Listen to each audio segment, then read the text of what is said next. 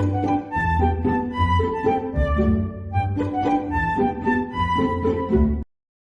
అండి, అందరికీ Apple mango Telugu ఛానల్కి స్వాగతం. ఇప్పుడు నేను ఏం చూపిస్తున్నాను అనేది విజయనగరం మీద ఐడియా ఉన్న వాళ్ళందరికీ తెలుస్తుందండి. తెలియని వాళ్ళ కోసం చూపిస్తున్నాను. మహారాజా ఇంజనీరింగ్ కాలేజ్ అండి, MVGR ఆటోనమస్ అనమాట. నేను ఆల్రెడీ కమ్యూనిటీలో పోస్ట్ చేశాను కదా నేను ఇక్కడికి వెళ్ళానని. మా పెద్ద బాబు సాత్విక్కి ఫస్ట్ కౌన్సిలింగ్లో MVGR CSE బ్రాంచ్ వచ్చిందండి, ఓసీ జనరల్లో అండి. సో జాయినింగ్ రిపోర్ట్ ఇవ్వడానికని వెళ్ళామన్నమాట. కాలేజ్ అయితే చాలా బాగుంటుందండి. మేము ఎప్పుడు వైజాగ్ వెళ్ళినా ఈ కాలేజ్ నుంచే వెళ్తామన్నమాట. నాకు చాలా చాలా ఇష్టం. నేను ఎప్పుడు లోపలికి వెళ్ళలేదు. అయితే బాబుకి జాయినింగ్ రిపోర్ట్ ఇవ్వాలి కదా, వెళ్ళినప్పుడు మాత్రం లోపల చూస్తే అబ్బా భలే అనిపించిందండి. పిల్లలకి ఎడ్యుకేషన్ ఎంత బాగుండాలో ఎన్విరాన్మెంట్ కూడా అంతే బాగుండాలి కదా. చుట్టూ చెట్లతో చాలా ప్లెజెంట్గా, ఇంకా మహారాజా వారిది ఎలా ఉంటుందో చెప్పండి. చాలా చాలా బాగుందండి. నాకైతే చాలా నచ్చింది. ఇది CSE విభాగం అండి. మేమైతే లోపలికి వెళ్ళలేదు, జస్ట్ అప్లికేషన్ ఫిల్ చేసి జాయినింగ్ రిపోర్ట్ ఇచ్చి వచ్చాము. ఇక్కడ బిల్డింగ్ కట్టడం కూడా చూడండి, రాజుగారి కోట ఎలా ఉంటుందో ఆ మోడల్లో ఉంటుందన్నమాట. అంటే కోట బురుజులు ఎలా ఉంటాయో అలాగే ఉంటుందన్నమాట. ఇక్కడ రాజుగారి విగ్రహంతో ఆ వ్యూ చూడండి ఎంత బాగుందో. అచ్చు మనం రాజుగారి కోట చూస్తున్నట్టుగానే ఉంది కదా. ఇక ఫామ్ ఫిల్ చేసి జాయినింగ్ రిపోర్ట్ ఇవ్వడానికి లైబ్రరీకి వెళ్ళమని చెప్పారండి. లైబ్రరీ చూస్తే అబ్బో ఎంత పెద్దదో చూడండి. మీరు ఇప్పుడు చూస్తుంది లైబ్రరీ అనమాట. చాలా చాలా బాగుందండి. బయటే కాదండి, లోపల కూడా చాలా నీట్గా, మెయింటెనెన్స్ కూడా చాలా బాగుంది. ఇంత పెద్ద లైబ్రరీ అనగానే నాకు భలే సరదాగా అనిపించిందండి. చూడటానికి ఆ వ్యూ చూడండి ఎంత బాగుంది కదా. ఇంకా లోపలికి వెళ్ళాక ఫామ్ ఫిల్ చేయడం అన్నీ అయిపోయండి. నేను లోపల కూడా ఒక్కసారి జస్ట్ ఒక్క క్లిప్పింగ్ తీసాను అనమాట, ఎంత బాగుందో అనేసి. ఫామ్ ఫిల్ చేసిన తర్వాత మళ్ళీ మేము బ్యాక్ వచ్చేసామండి.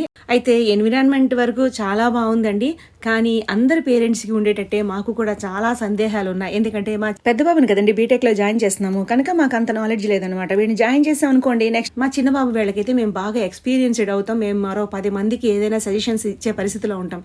కానీ మా పెద్ద బాబు ఇది ఫస్ట్ టైం కదండి బీటెక్లోకి అడుగు పెడుతున్నాడు. సో చాలా డౌట్లు అనమాట. మిగతా అందరు పేరెంట్స్కి ఈ టైంలో ఎలా ఉంటాయో మాకు కూడా అలాగే అనమాట.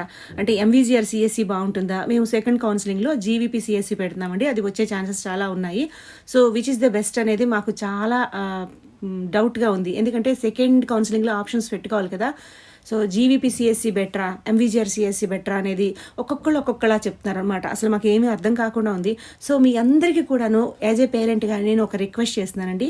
ఈ వీడియో చూస్తున్న పేరెంట్స్లో ఎవరికైనా GVP CSE మీద, MVGR CSE మీద ఒక అవగాహన కానీ ఉంటే దయచేసి కామెంట్ సెక్షన్లో తెలియపరచండి.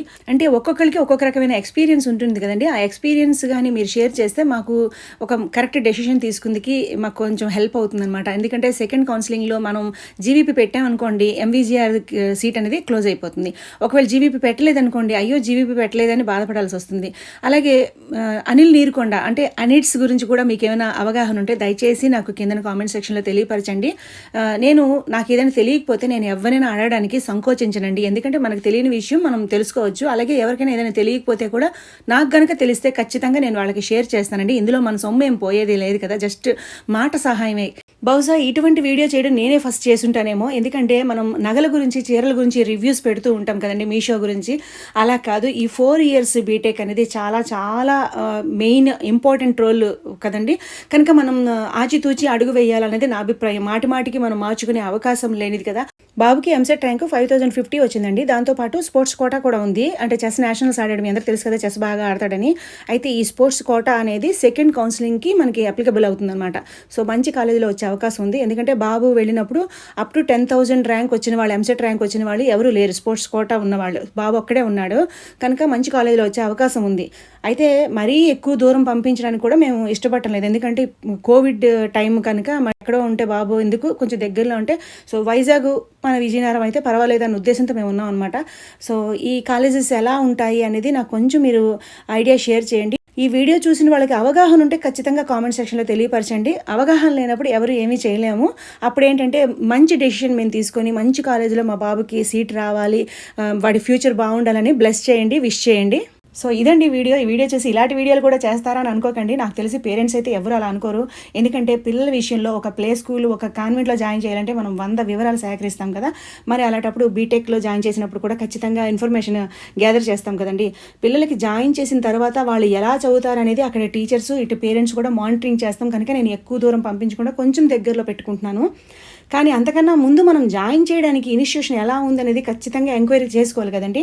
సో నేను పర్సనల్గా చాలామందిని అడుగుతున్నాను, అలాగే ఈ సోషల్ మీడియా ప్లాట్ఫామ్ కూడా యూస్ చేసుకుంటున్నానండి. సో మన ఛానల్లో ఉన్న ప్రతి పేరెంట్కి నేను రిక్వెస్ట్ చేస్తున్నానండి, నన్ను మీ ఫ్యామిలీ మెంబర్గా భావించి మీ అమూల్యమైన సజెషన్స్ని ఏవైనా ఉంటే కామెంట్ సెక్షన్లో తెలియపరచండి. ఒకవేళ మీకు తెలియకపోతే మీ బెస్ట్ విషెస్ని తెలియపరచండి. ఉంటానండి, మరో మంచి వీడియోతో మీ ముందుకు వస్తానండి. అంతవరకు సెలవు, నమస్తే.